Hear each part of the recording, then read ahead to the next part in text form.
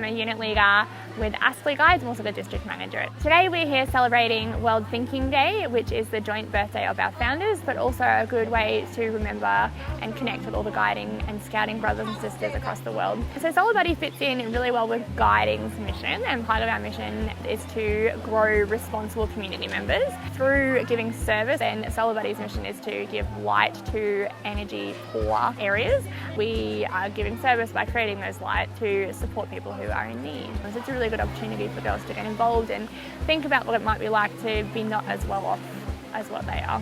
I'm Isabella and I'm a Ranger Guide, and I've been doing guides for 6 years. We're making them to give to Vanuatu and Papua New Guinea, to the less fortunate kids who can't have lights at home and are using kerosene, so they're safe and they can do their schoolwork. They can further their education and hopefully grow up to be a really well-educated adult. Hi, my name's Mia. And my name's the solar lights are for Papua New Guinea. You can't just go on and turn on the light when they get home. We're making solar lights so they can see in the dark.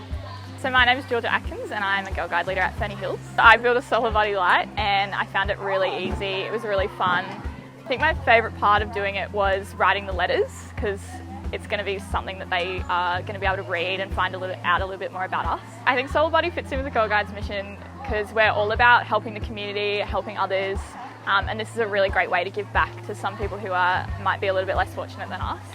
I'm Ella Park and I'm a Girl Guide. I've learned so far today that we are all part of a big group here. Even if people are in Vanuatu and stuff, we are connected by these lights. They may use this light when it's not bright outside because they don't have much energy for cooking, cleaning, studying if they go to school, anything that they need to do with lights. I've been able to help lots of kids make them. I feel a sense of pride because I'm helping people who may not be as fortunate as us. Everyone should get involved.